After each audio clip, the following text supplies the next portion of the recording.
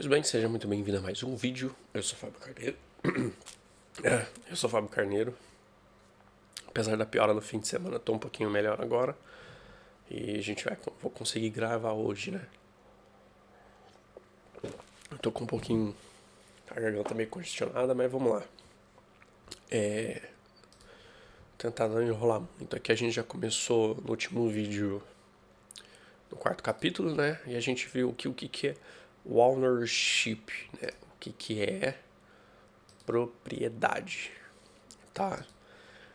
Aqui a gente viu, só recapitulando, aqui a gente viu um pouco sobre a questão de hippie, pilha, é um comportamento interessante quando se trata do tipo string. Um adendo que eu quero dar antes de qualquer coisa, deixa eu alertar. Se você caiu de paraquedas aqui, cara, se inscreva. Me ajuda pra caramba. Outra coisa, já tem, se eu não me engano, estou chutando aí, deve ter 9 horas de conteúdo só dessa série. Então tem muita coisa que eu tô abordando além da linguagem Rust. Então eu acredito no potencial dessa série que a gente está fazendo aqui, dela ser uma referência boa de Rust aqui no Brasil, porque a gente está indo bem a fundo no livro, na documentação, então a gente está vendo muita coisa legal e também coisas que não é abordado no livro, eu estou trazendo para vocês. Não se assuste com o formato do conteúdo.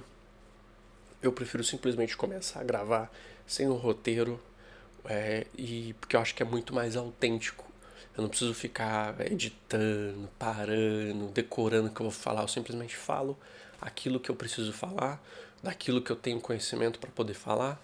E é isso. Eu acho que isso é muito mais autêntico, até mesmo porque se eu estivesse lecionando para vocês numa sala de aula, eu não ia poder ficar parando o tempo, editando, voltando no tempo, falando de novo, entendeu? Então, toma lá da cá. Então, esse é o formato que eu gosto de gravar, então se você é novo, se inscreva, daquela força e volta nos outros episódios, veja desde o primeiro, apesar de que é muito conteúdo, assim você aprende com eficiência e aprender muito mais do que só o Rust, tá? Outra coisa,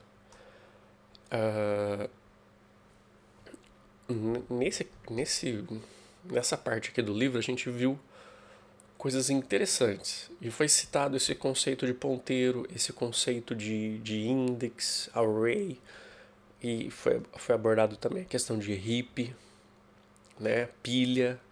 São coisas que é mais focado em como o processador funciona, em execução do programa, e na compilação, essas coisas e tal.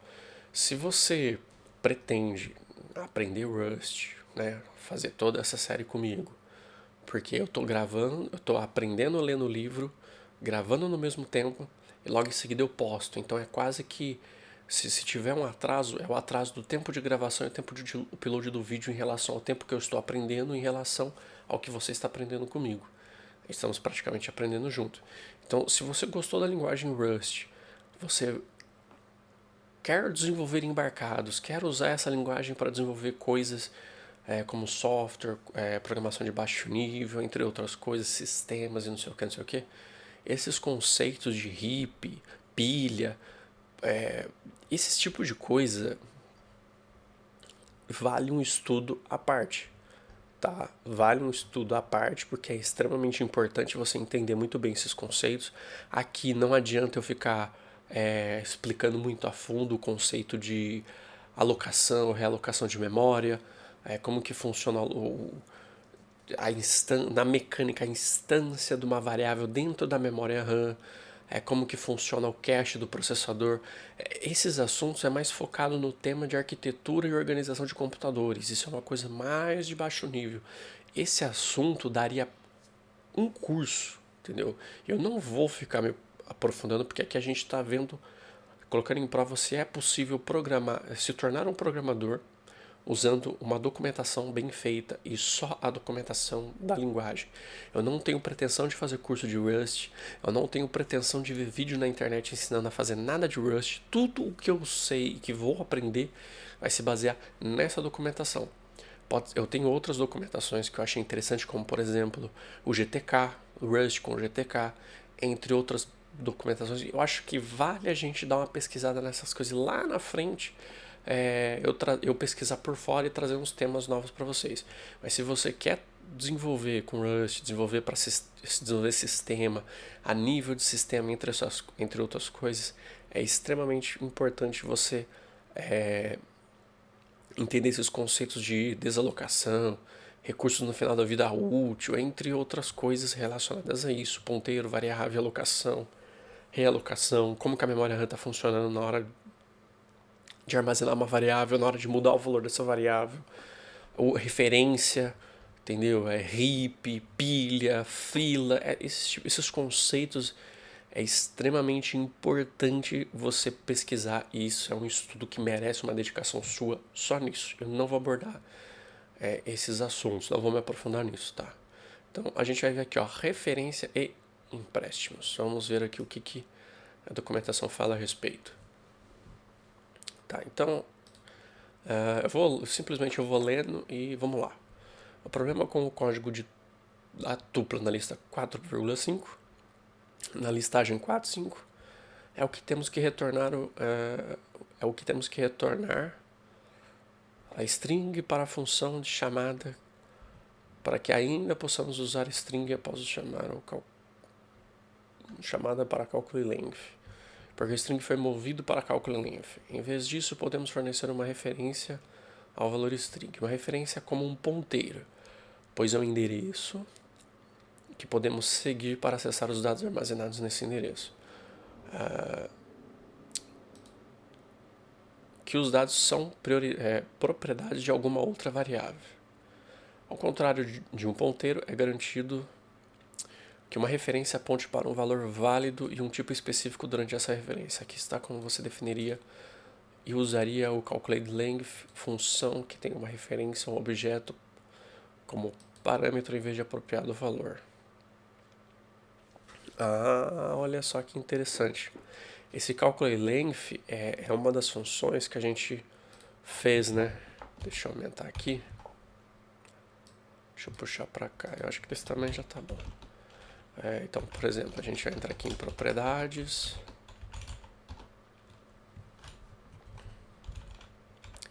Se a gente vir em aqui, a gente fez algumas... É que eu já mudei, né? É que eu já editei aqui. Mas ele existia essa função aqui, esse calculateLength, que ele calculava o valor de uma string, né? Então, aqui está como você definiria e usaria uma calculateLength que tem uma referência a um objeto como parâmetro em vez de se apropriar do valor. Então, aqui no caso, a gente passa a referência do objeto. Olha só que legal. Então, aqui, ao invés da gente usar S1 ponto clone, como que foi o que fiz naquelas vezes, a gente passa a referência da variável. Mas aí a gente tem que especificar que o parâmetro que ele recebe é uma referência, tá? Então deixa ele terminar de fazer aqui, eu já vou... Terminou? Eu vou fazer o seguinte, eu vou voltar no exemplo de antes. Vamos pegar o código lá embaixo.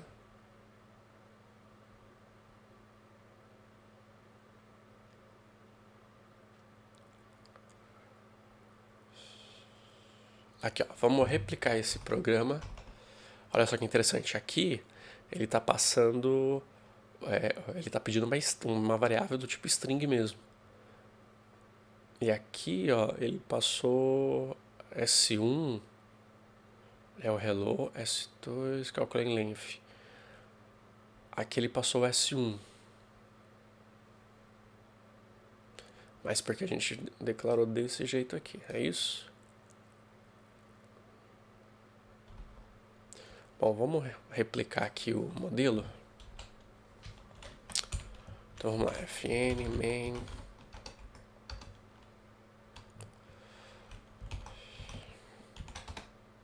Antes de mais nada, eu quero fazer uma coisa.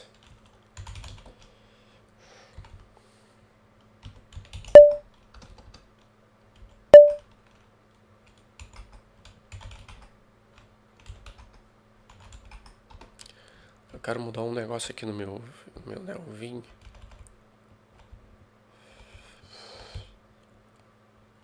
Eu vou adicionar nesse move mesmo. Eu quero usar um byte aqui só pra pular esses negócios. 7 N que eu vou fazer Ctrl Space.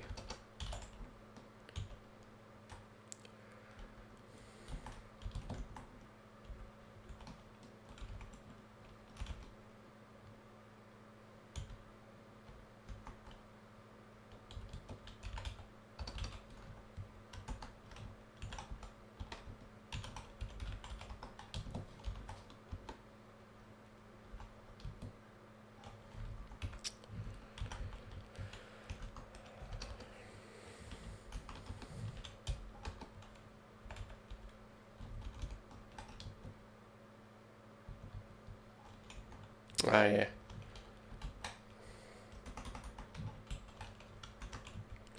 Eu também fiz errado, né? Não é aqui, não é aqui. É aqui.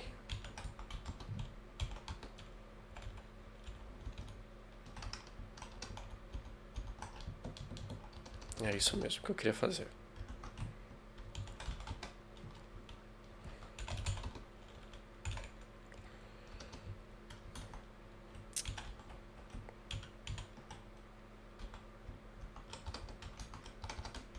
Meu Deus do céu, cara. Eu não sei o que acontece, que eu vim pro Nelvin e ele começa...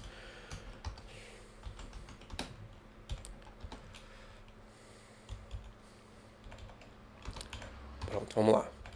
Vou fazer aqui a função principal. Deixa eu tirar isso aqui. Então aqui a gente vai fazer uma variável S1.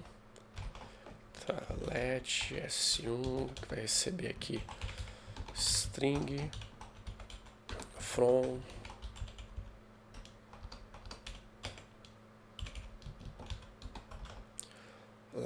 aqui é uma let S2. A gente vai fazer tipo um destructure, né? Para receber, a gente vai fazer um tuplo para receber os dois valores de retorno de calculate length. Então, let S2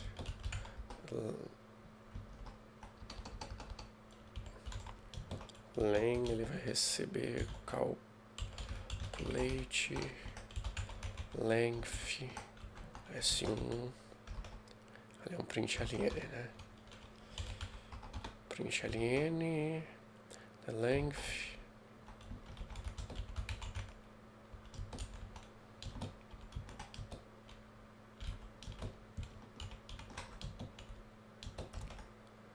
então S2 e len.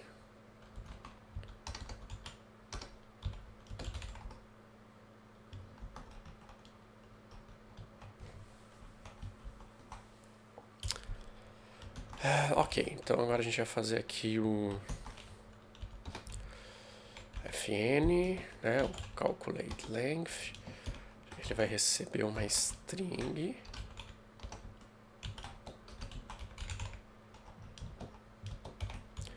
Ele vai retornar um integer, né, um i32 e um string, né? Aí ele tá lá e o len, ele vai receber um s.len. Aí ele vai retornar ele retorna primeiro S2 é a string.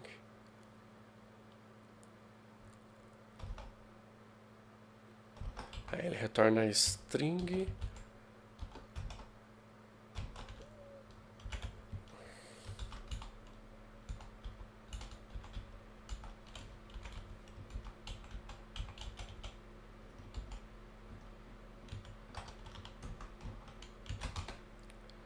Tá, então só pra Java versional cargo R. Deu vários erros, ok. Deixa eu ver o que eu fiz de errado aqui. Length.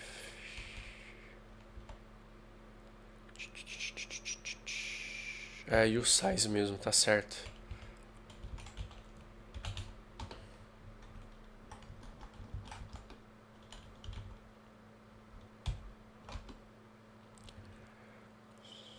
É porque eu inverti, né? Aqui é string. Opa. Aqui é uma string. Aqui é um size. Pronto, agora sim. Aí aqui coloquei ponto, mas é vírgula.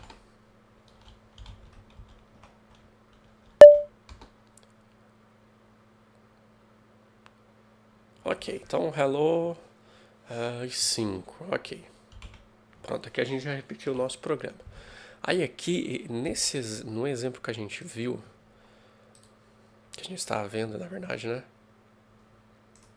Ele está dizendo pra gente que a gente pode converter aquele programa para um programa onde ele recebe uma referência de variável. Então, vamos só Tá, então...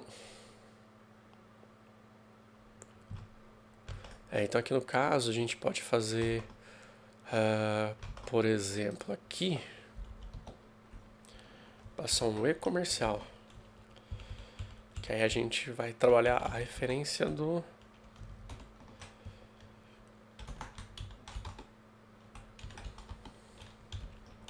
A gente vai trabalhar com a referência. Olha, deu um erro ali.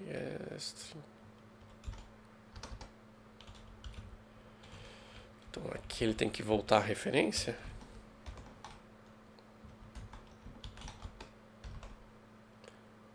Ah, não. Aqui ele volta a s.len.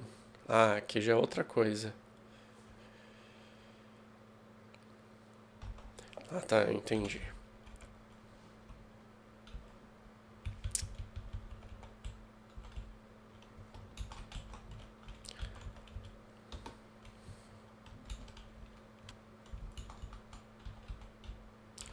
Então aqui ele vai ter que trazer o useSize. Aqui ele retorna useSize, né?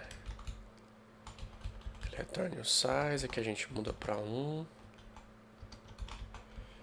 Aqui ele vai retornar. Aqui ele vai pegar len. Ok.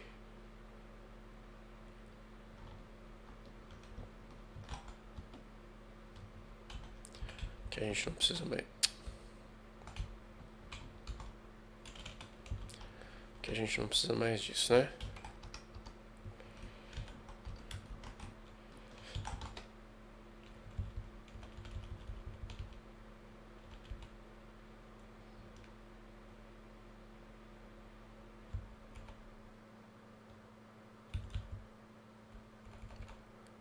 Diabo de variável, infesta, rapaz.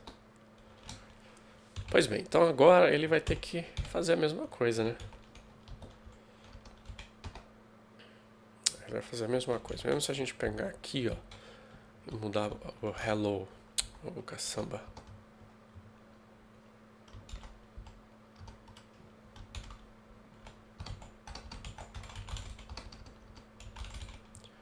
Mesmo se a gente mudar para carneiro, ele vai acompanhar. Ok. Pois bem, então tá. Então a gente já fez a atualização aqui. Basicamente, antes ele recebia uma string, né? Um valor string, retornava um useSize e uma string. Aí aqui a gente retornava os dois. Então aqui fica muito mais enxuto, obviamente, né? Ao invés dele retornar uma tupla e a gente referenciar a cópia desse de S1 aqui, né? Então a gente já referencia S1 direto e o comprimento dele. Então a função só calcula o comprimento. Então vamos lá. Primeiro observe que todo o código da tupla na declaração da variável e o valor de retorno da função desapareceram. Segundo, observe que passamos e-comercial S1 para calculate length. E em sua definição, tomamos e-comercial string em vez de string. Esses e-comerciais representam referências e permitem que você faça referência a algum valor sem se apropriar dele. Vamos ver aqui no diagrama. A gente tem S, que é um ponteiro, que aponta para um ponteiro, que é S1, onde ele tem armazenado um tamanho e uma capacidade, e esse ponteiro ele aponta para o array, né, que é o que está armazenado na memória. Então é como se fosse um ponteiro para ponteiro, é isso? Ele vai atuar como se fosse um ponteiro para ponteiro na linguagem C. Um diagrama é E comercial string S apontando para S string S1. É como se fosse um ponteiro que aponta para um ponteiro que aponta para um valor na memória. Um endereço na memória. Então ele é como se fosse um ponteiro para ponteiro. Nota, o oposto de referenciar usando o E comercial é deferenciar, que é realizado com o operador de desreferenciação, que é o estrelinha. Veremos alguns usos do operador de desreferência no capítulo 8, discutiremos detalhes de desreferenciação. Capítulo 15, esse termo também tem no C, na linguagem C. Vamos voltar e dar uma olhada de perto na chamada função aqui. Let S1 recebe aqui uma string, ok.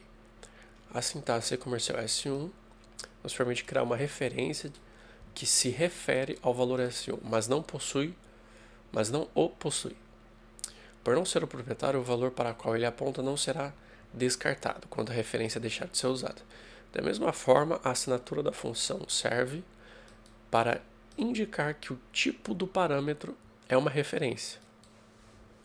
Vamos adicionar algumas anotações explicativas.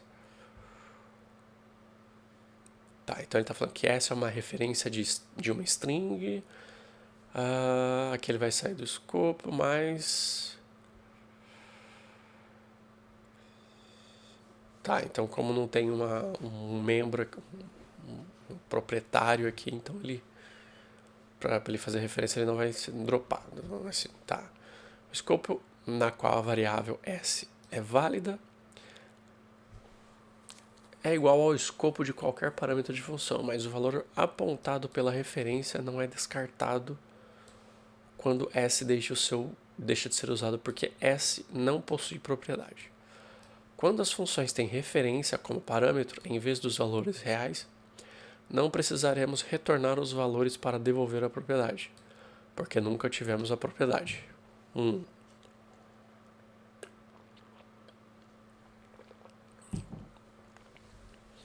Chamamos a ação de criar um empréstimo de referência. Como na vida real, se uma pessoa possui algo, você pode pegar ele emprestado. Quando você termina, você tem que devolvê-lo. Você não o possui. Então, o que acontece se tentarmos modificar algo que está emprestado? Experimente o código na lista 4 a 6. Alerta de spoiler. Não funciona.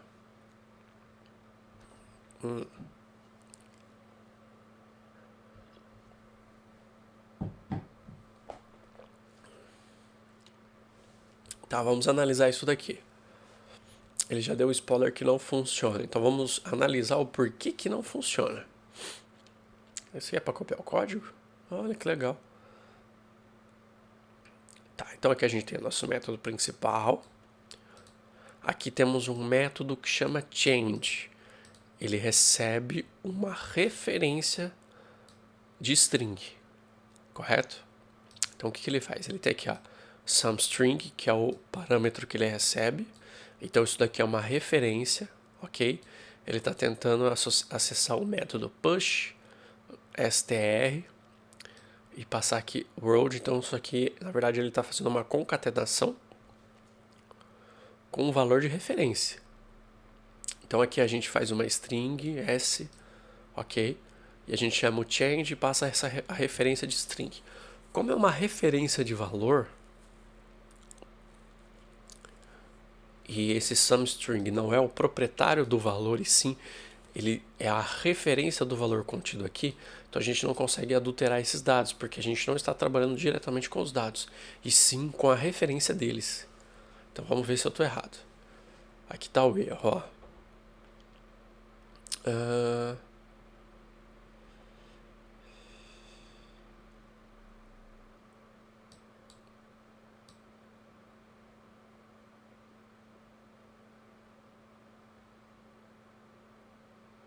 Ó, ele já primeiro falou que ele não é uma referência mutável. Interessante isso.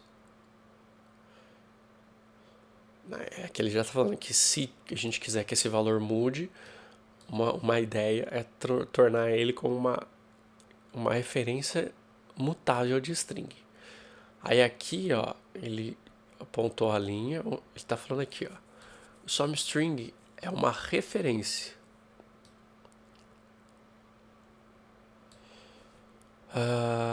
Eu vou traduzir isso aqui.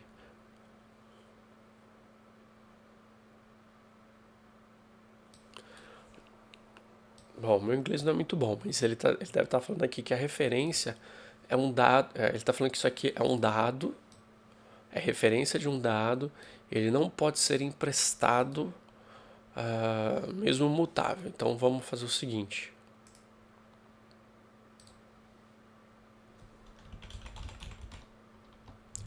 Só para desencargo de consciência, né?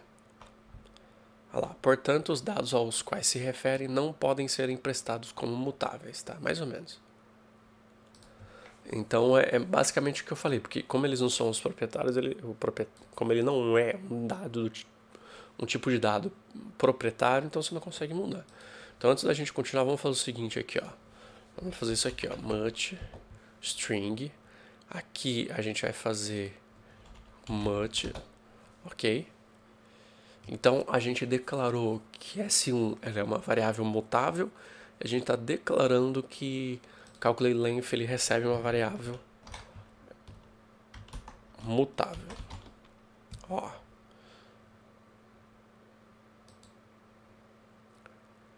Função definida aqui. Olha lá, ele está falando que os argumentos da função não são não estão corretos.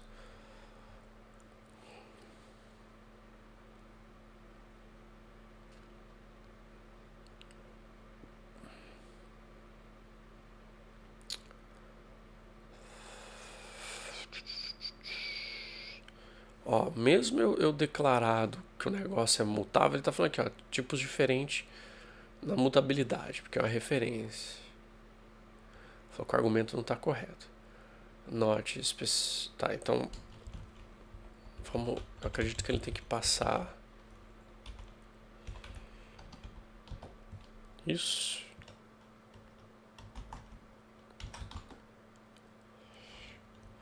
Vamos ver agora. Compilou. Bom, se ele compilou... Ah, mas a gente não fez o teste aqui, né? É esse aqui que a gente não fez ainda. Tá. Então vamos fazer o seguinte. A gente criou a nossa string, certo?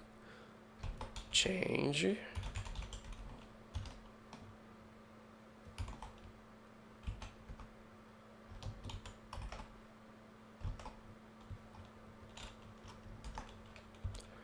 Eu vou fazer o seguinte, eu vou respeitar sempre o mesmo exemplo.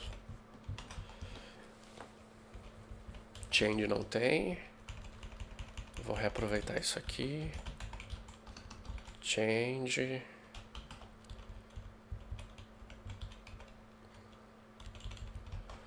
Então ele recebe uma string mutável. Aqui, ó. Some string.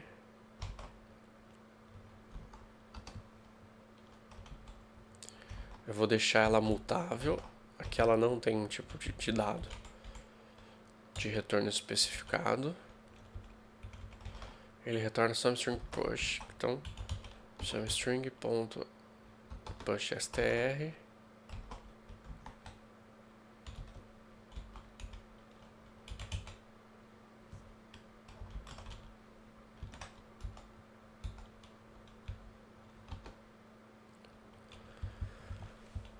Aqui ele deu erro, né? Vamos lá, ele tá... Ok, tá esperando um much...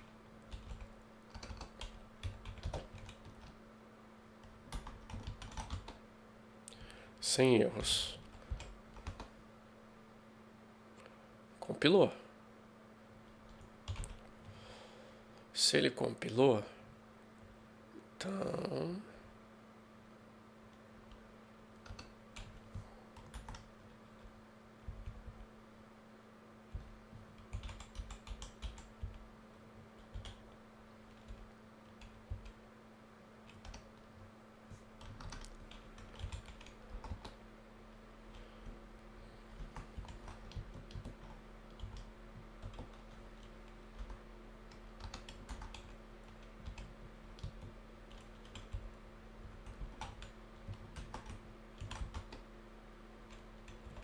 Vamos ver isso aqui.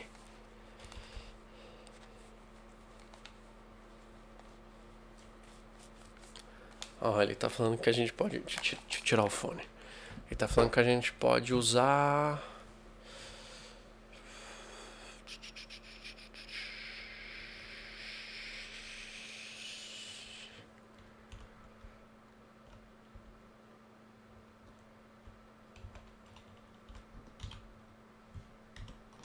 Isso daqui... Vamos ver. Não mostrou o valor. Mas talvez ele... Mas é pra estar retornando, não é? Então vamos fazer o seguinte. Vamos mudar. Vou fazer aqui, ó. Let. MSG. Recebe change. A gente vai fazer aqui um print ln.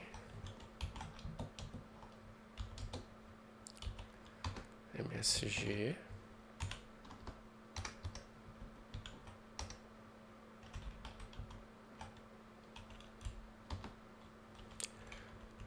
Deu erro. Ela é a mesma coisa.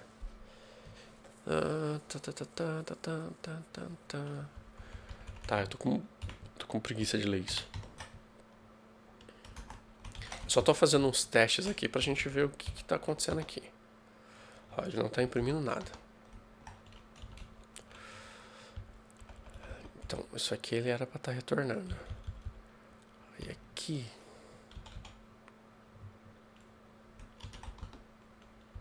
Deixa eu ver a mensagem nova. Ele tá falando que ele não implementa o STD Format Display. Ali no caso para fazer a formatação de string, né? E se eu passar MSG aqui?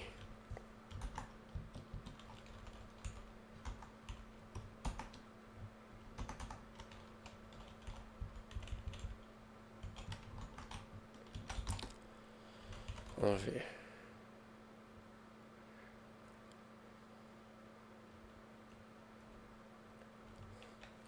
Dois pontos, asteriscos.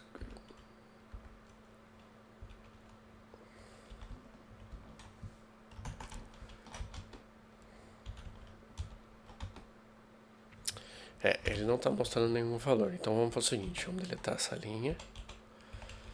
Aqui a gente vai mudar isso aqui para assim. Aí ele falou que no change é só a referência de S e só. Aqui nem é mutável.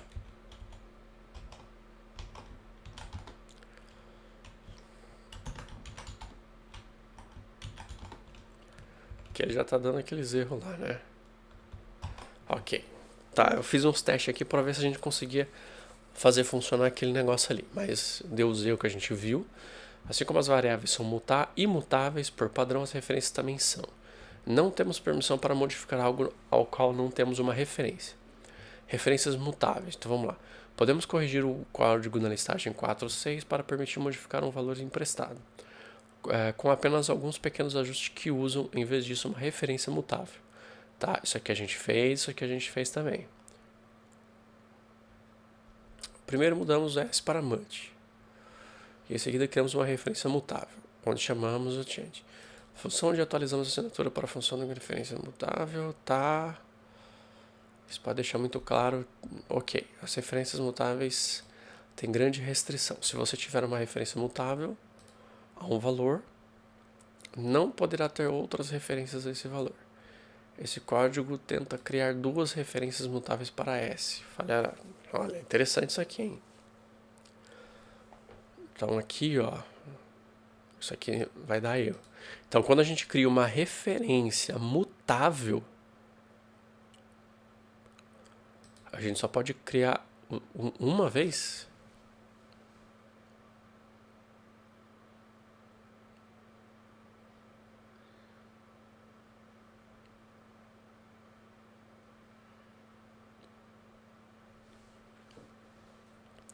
Então aqui no caso é meio como se ele estivesse tentando em R1 ter uma referência para S, uma referência mutável para S e R2 também. Ok.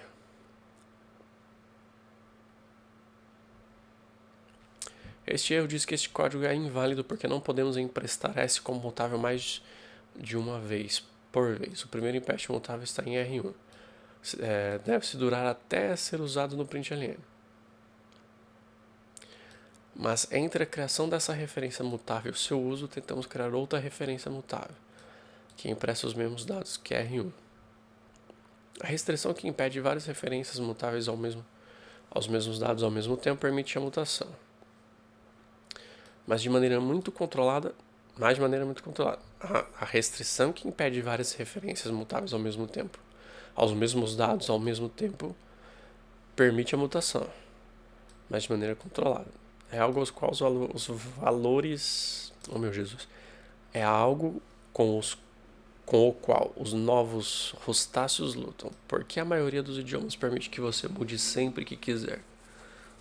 O benefício de ter essa restrição é que o Rust pode evitar corrida de dados em tempo de compilação. Uma corrida de dados é semelhante a uma condição de corrida e acontece quando esses três comportamentos ocorrem. 12 ou mais ponteiros acessam o mesmo dado ao mesmo tempo. Pelo menos um dos ponteiros está sendo usado para gravar nos dados. Não há nenhum mecanismo sendo usado para sincronizar o acesso aos dados. As corridas de dados causam um comportamento indefinido e podem ser difíceis de diagnosticar e corrigir quando você está tentando rastreá-los em tempo de execução. Rust evita este problema recusando-se a compilar o código com corridas de dados. Como sempre, podemos usar as chaves para criar novos escopos permitindo várias referências mutáveis, mas não simultâneas. Então isso aqui, tecnicamente, ele permite, porque aqui ele tem um escopo. Então, aqui a gente tem uma referência nesse escopo e aqui a gente tem uma outra referência em outro escopo, né? Pelo que eu entendi. Rust impõe uma regra semelhante para combinar referências mutáveis e imutáveis. Esse código resulta em erro.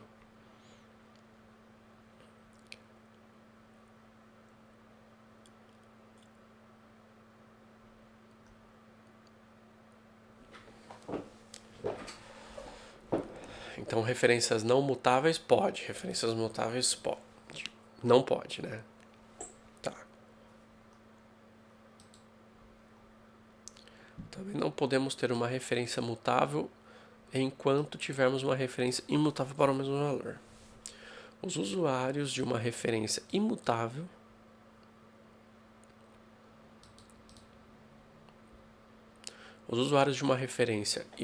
não esperam que o valor mude de repente. No entanto, várias referências imutáveis são permitidas porque ninguém está apenas lendo os dados.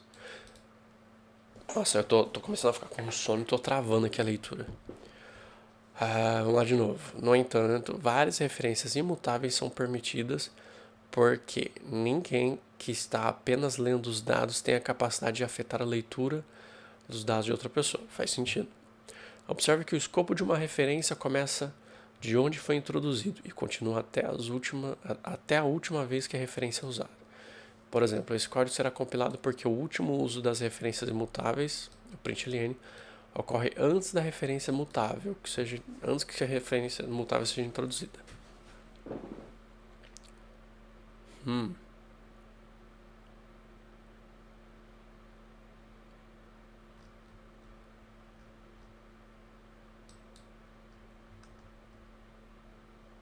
Interessante isso daqui.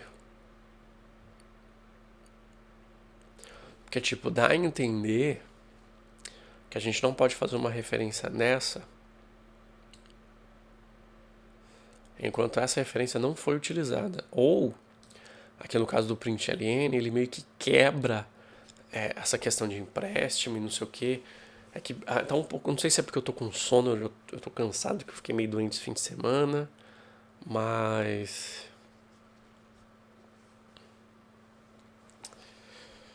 esquisito isso aqui, porque isso aqui faz sentido. O usuário de uma referência imutável não espera que o valor mude de repente. No entanto, várias referências imutáveis são permitidas, porque ninguém que está apenas lendo os dados tem a capacidade de afetar. Tá, isso aqui faz sentido porque se é uma referência não mutável, eu posso criar infinitas referências que são referências de um único dado que não muda. Ok. Agora, várias referências para um dado que muda, tecnicamente, pode ter um problema sério. Mas aqui ele quebra esse problema. Por quê? Ó, aqui ele está falando que os escopos das referências imutáveis terminam após o println.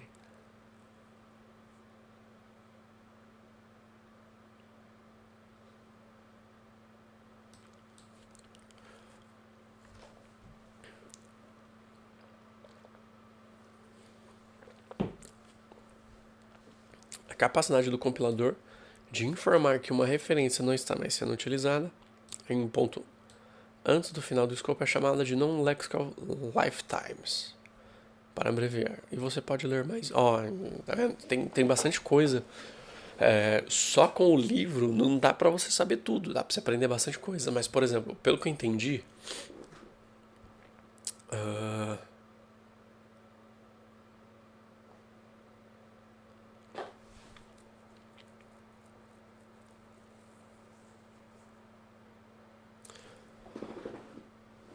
o que eu entendi é o seguinte, é como que se, ó, aqui a gente cria as referências, certo?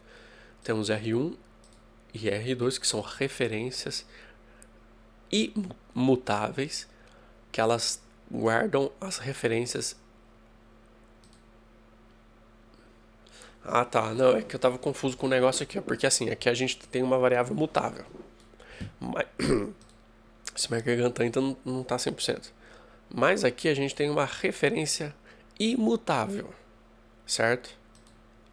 Aqui temos uma referência mutável. O que me faz crer é o seguinte, aqui, antes do println, essas duas referências elas não foram utilizadas. Então aqui entra naquele contexto, naquele conceito de tipo, por exemplo, vou fazer um exemplo aqui, ó.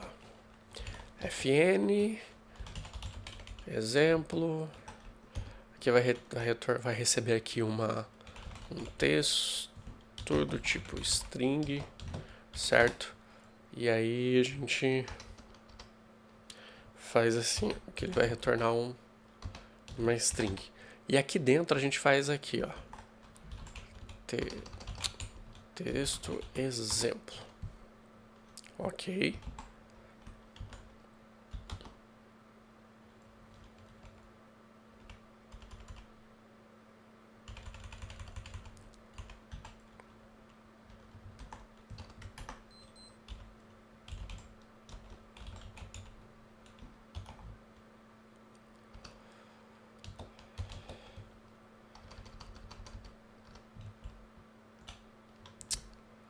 Oh, meu Deus do céu, Jesus.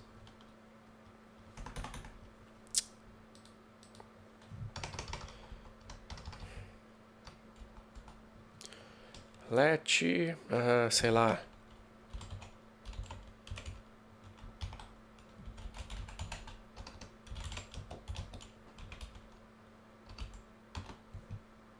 Não é isso aqui, tá certo.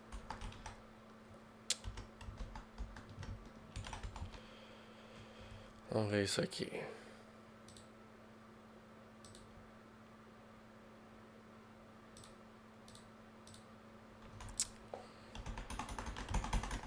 Meu Jesus. Tá difícil esse negócio aqui hoje, hein? Deixa eu deletar esse negócio aqui. Pronto, vamos deletar isso aqui. Vamos pegar isso aqui, ó. Mute. Pronto, tá a variável mutável aqui. Agora a gente vai vir aqui, fn exemplo, que ele vai receber uma variável multistring. Vamos ver se isso aqui funciona. Ele vai receber vai retornar uma string. Aí a gente faz o que? A gente pega aqui essa string. Não precisa disso aqui, né?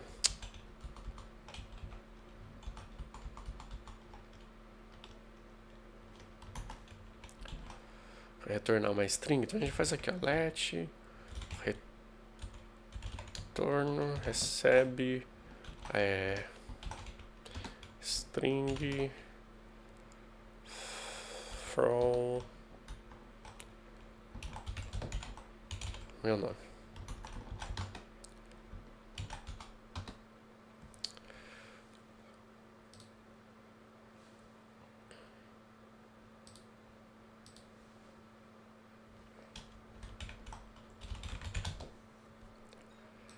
Por que ele tá pedindo retorno explícito?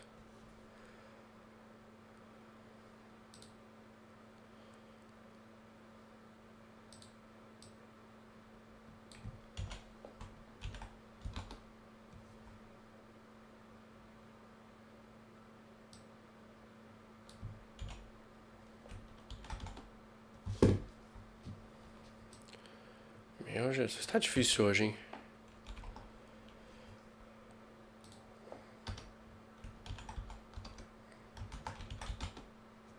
Não tô conseguindo fazer nem função mais.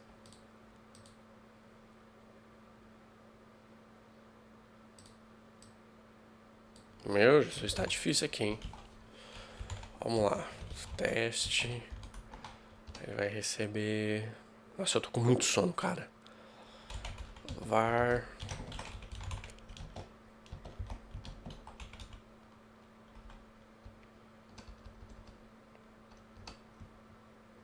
'Vamos pôr um size mesmo, que a gente volta ao var ponto. Vem. Agora foi. Aqui, ó, teste. O que ele tá falando pra gente, ó? Ela nunca foi usada. Aqui, ó, mud. Nunca foi usado. Então, da mesma forma que a gente consegue verificar que algo não foi usado, então o Rust ele também consegue verificar isso. Então, enquanto aquilo não foi usado, ele não descarta as referências, pelo que eu entendi.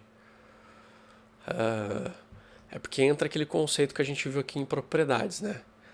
Então, é como que se, tipo, ele não desalocasse da memória isso daqui, essas referências, enquanto elas não foram usadas. É como que se ele ficasse aqui, ó, isso aqui não foi usado, certo? E aqui ele já é usado. Aquele sendo usado, então aqui no caso R1 e R2 já é descartado, e aí você pode criar uma nova referência. Né? Então, por exemplo, é a mesma coisa de fazer isso aqui, ó. Let R1 recebe a referência de S. Let R2 recebe referência de S. Ó, vamos ver o que ele está falando aqui. Tá, já deu erro na expressão. Também eu escrevi errado, né?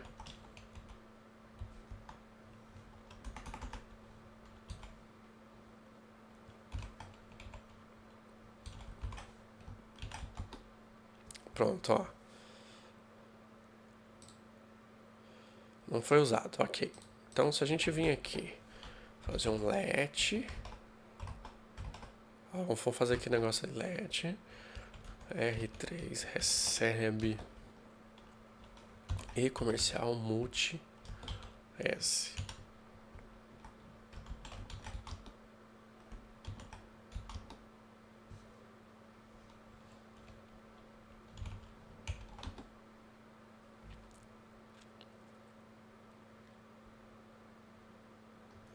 Ele deu vários warning, mas ele compilou. Que o que a gente acabou de fazer é isso daqui, ó. Não é? Mas tem esse negócio aqui também, né? Deixa eu copiar aqui.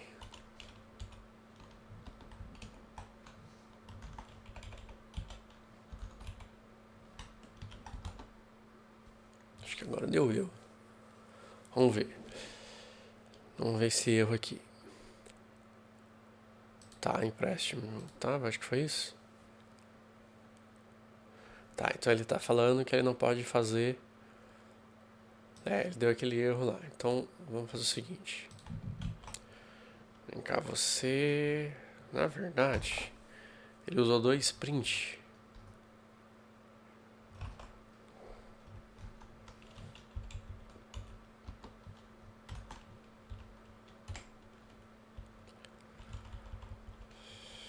Então a gente vai fazer assim, ó. Sai você. Sai você.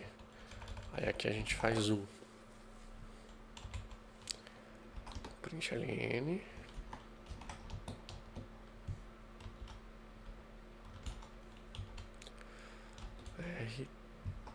3. Agora já não dá mais erro. É basicamente isso mesmo, porque não faz sentido se não for outra coisa.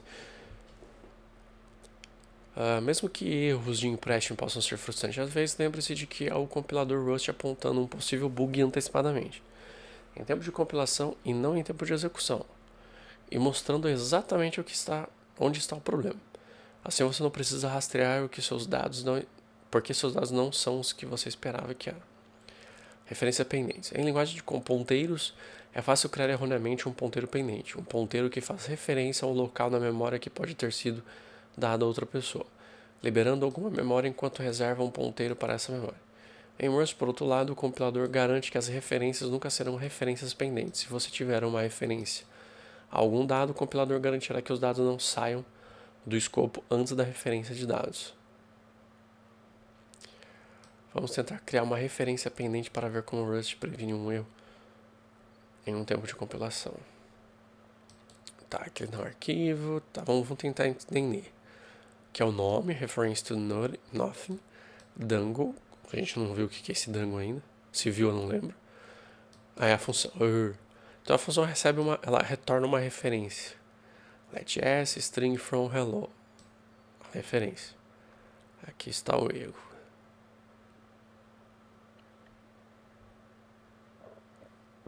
Esta mensagem de erro refere-se a um recurso que ainda não abordamos, do tempo de vida. Discutiremos o tempo de vida em detalhes no capítulo 10, mas se você desconsiderar as partes sobre o tempo de vida, a mensagem contém a chave do motivo pelo qual esse código é um problema. Essa função retorna um tipo que contém um valor emprestado, mas aqui não há um valor para ser emprestado. Não entendi direito, vamos dar uma olhada.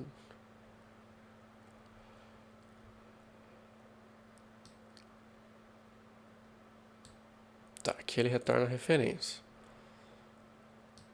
Dango vai retornar uma referência do tipo string.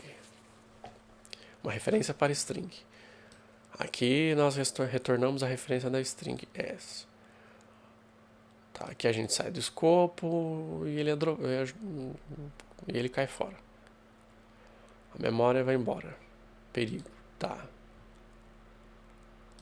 Deixa eu ver se eu saquei a ideia. Vamos ver aqui, ó. Por S ser criado dentro de Dango, quando o código de Dango terminar, S será desalocado. Mas tentamos retornar uma referência a ele. Isso significa que essa referência estaria apontando para um inválido string. Isso não é bom. O Rust não nos deixa fazer isso. Aqui está a solução. A solução aqui é retornar a string diretamente.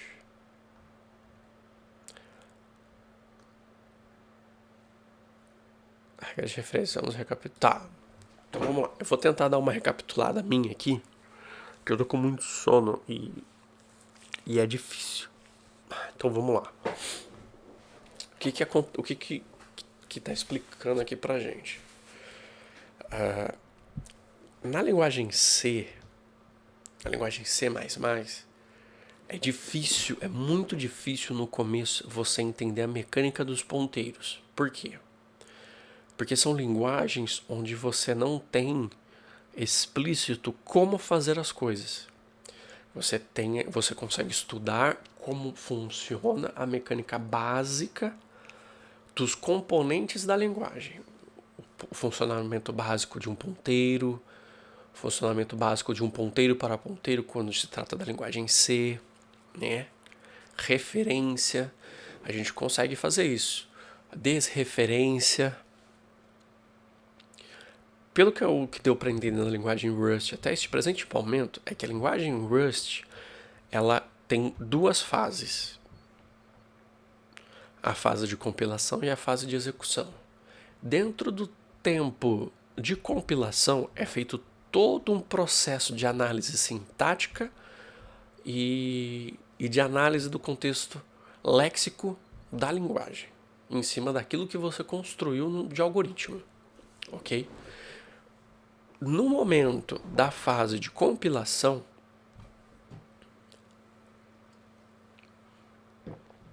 O compilador ele analisa tudo e te mostra: isso está errado por causa disso e disso. Tente fazer isso. Mas se você quiser saber mais a respeito, leia aqui. Ou seja, ele mostra onde está o erro, ele mostra qual é o erro, ele te dá ele te dá uma possível sugestão de correção daquele erro. E caso você quiser se informar mais a respeito daquilo, ele te dá um link para você poder ler mais a fundo. Ou seja, a linguagem ela demonstra uma certa preocupação com o desenvolvedor desenvolver da forma correta ou da forma menos errada possível, né? Depende do ponto de vista. Então, assim, tecnicamente algumas coisas acontecem no tempo de compilação, mas ele compila. E são erros que podem acontecer no tempo de execução, em tempo de execução, ou seja, enquanto o programa está sendo reproduzido, executado, tá? Então, o que ele está falando, o que a gente viu hoje aqui, ó? Aqui a gente vê que a linguagem Rust, ela faz, ela desaloca a memória sempre que algo é usado. Então, por exemplo, aqui, ó, deixa eu voltar lá no exemplo. Deixa eu ver se é mais para baixo.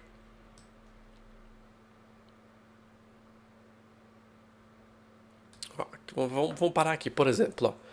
Nessas duas linhas não tem problema. Por quê? Porque aqui são R1 e R2, eles estão sendo atribuídos a uma referência imutável. Espera-se que R1 e R2, esperam-se que esta referência ela nunca mude, porque ela é imutável. E o fato dela ser imutável, ou seja, o fato dela não mudar, você pode criar infinitas referências para infinitas variáveis que são atribuídas a uma referência imutável. Até mesmo porque todas vão se esperar que o dado não mude. Mas aqui, a partir dessa linha, está sendo feita uma declaração de R3 que atribuímos a ela uma referência mutável.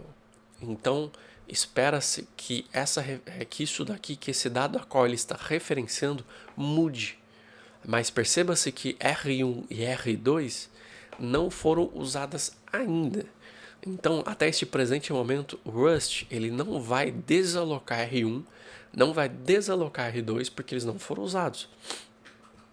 Então, por que aqui dá erro? Porque se por qualquer razão que seja eu mudar R3, tecnicamente, as referências de R1 e R2 não bateriam com o que R1 e R2 esperariam. Porque eles esperam uma referência que não mude, mas a referência mudou. Então, tecnicamente, isso daria um puto num problemão. Né? Mas aqui no caso, funciona neste exemplo, porque aqui neste print.ln, as variáveis R1 e R2 foram usadas, foram desalocadas, então não há problema de você declarar uma R3 que aponta para uma referência mutável, porque eles já foram desalocadas. Então assim a gente pode usar um segundo println usando o R3.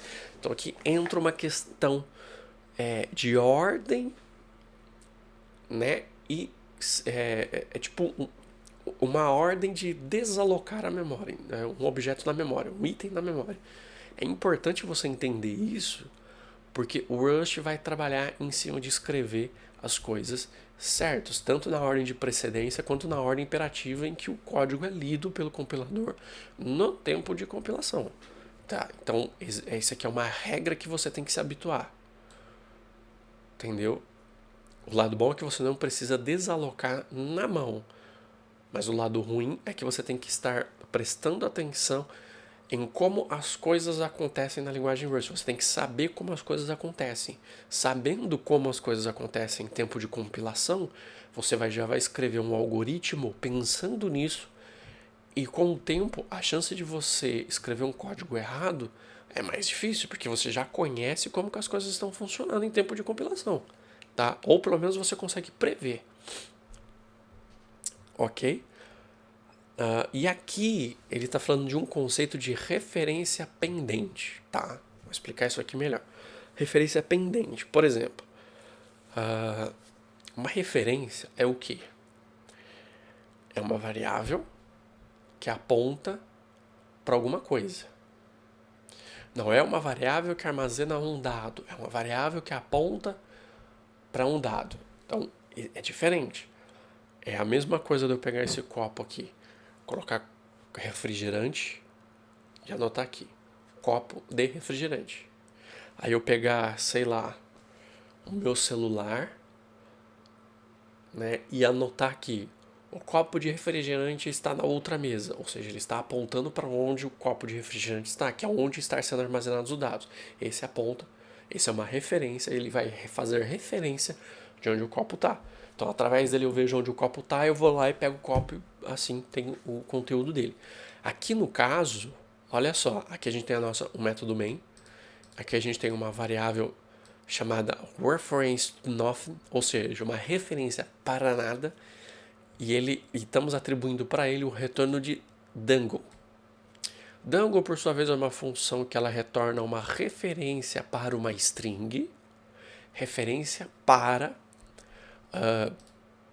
e dentro do escopo, dentro do contexto de dangle, da função dangle, a gente declara uma variável chamada s, que ela recebe uma string hello e retornamos o quê? Uma referência da string. Mas qual é a string que estamos fazendo o retorno?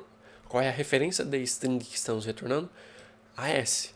Chegando aqui, ó, nesse fechamento aqui, essa variável ela não vai mais existir, ela vai ser desalocada. Então a gente vai apontar uma referência para algo que não existe mais, porque ele foi desalocado.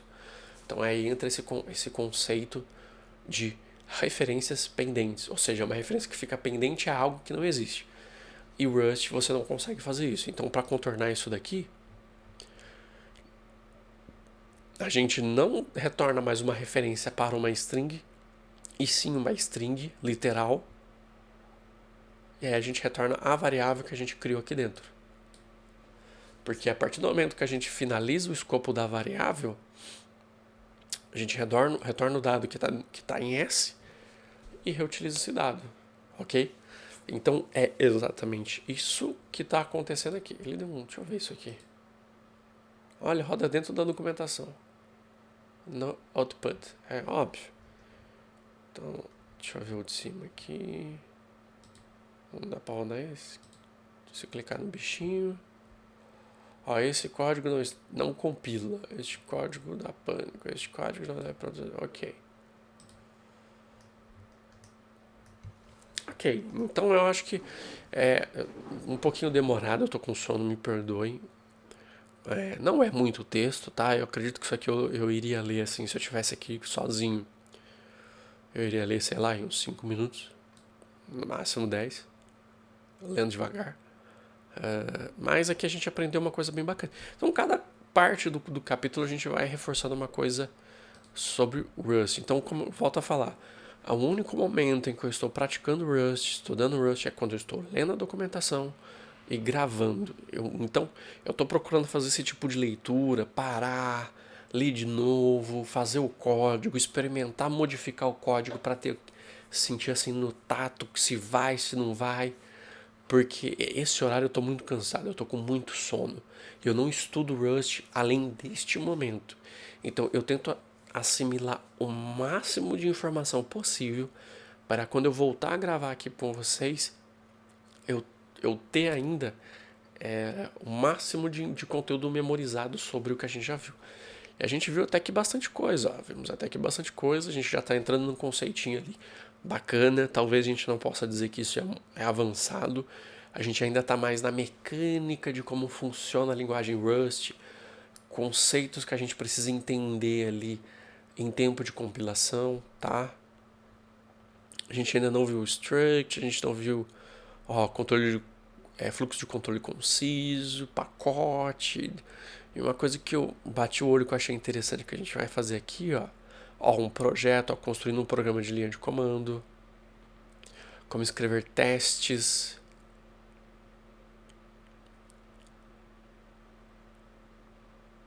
Ó, tipo genérico, bacana. Escrevendo mensagens de erro, recursos de linguagem funcional, iteradores, encerramento. Isso aqui é bacana. Ponteiros inteligentes. E mais na frente, ó, usando threads, trabalhando com simultaneidade, muito legal. E continuando com a orientação de objetos, a gente vai ver um pouquinho disso. Depois a gente vai ver aqui com recursos avançados, olha só. E o projeto final que eu achei muito legal, construindo um servidor web multithread. Eu acho que isso aqui vai ser muito da hora. Talvez eu aprendendo e implementando esse conceito de servidor web multithread, pode ser que eu até use em projetos pessoais, em qualquer outras coisas.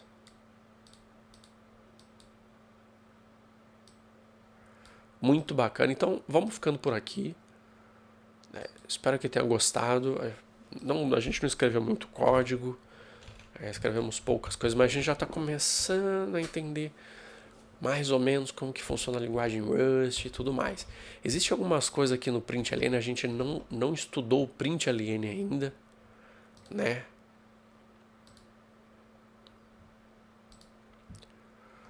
A gente ainda não viu a fundo as coisas do println.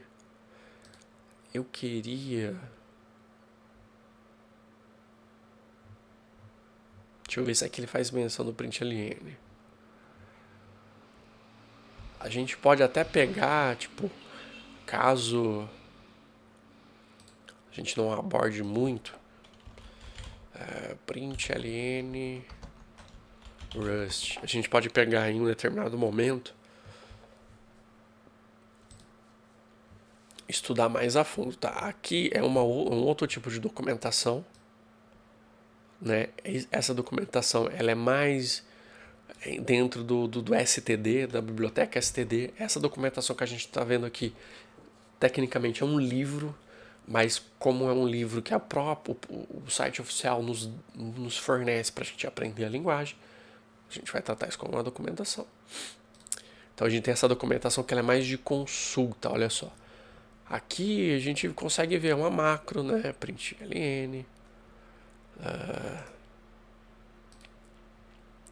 Pode ser que a gente para um pouco aí para estudar mais a fundo aqui.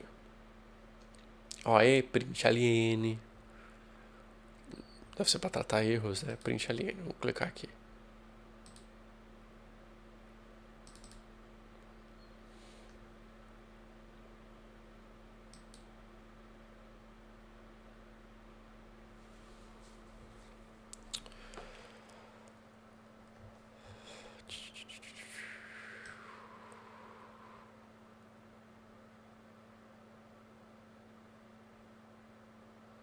Enfim, a gente não vai poder...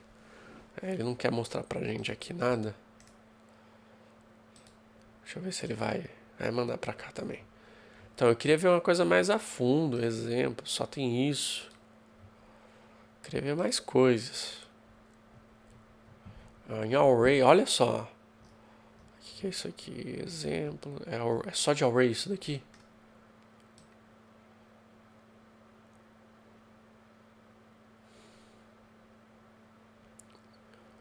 Aparentemente é só de array esse negócio aqui.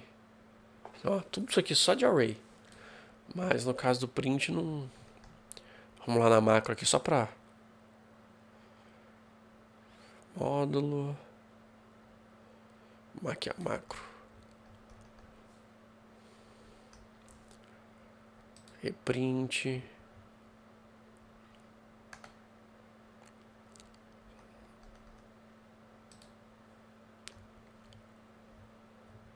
ele não dá muito exemplo não.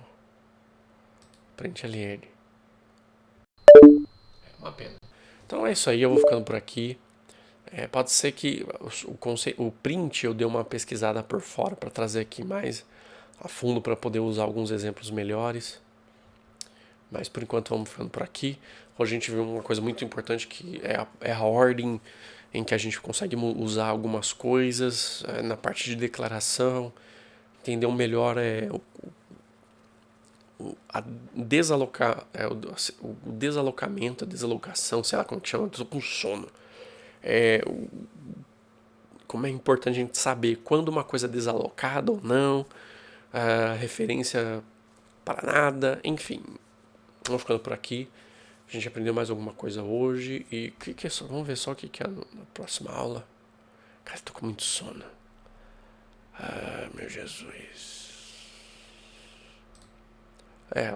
O próximo vídeo a gente já vai terminar de ver o quarto. O tipo de fatia. Próxima vez a gente já termina o quarto capítulo. Aí a gente vai chegar. A gente vai estar começando basicamente. A gente vai estar na reta. Quando a gente terminar o quinto aqui, basicamente a gente já vai ter concluído 25%. 25%? Não. Deixa eu ver, 5, 5, 10, 20, 25% do livro todo, né? Relaxa. Então aqui a gente vai ver tipos de fatia, né? Uma função, pá, for.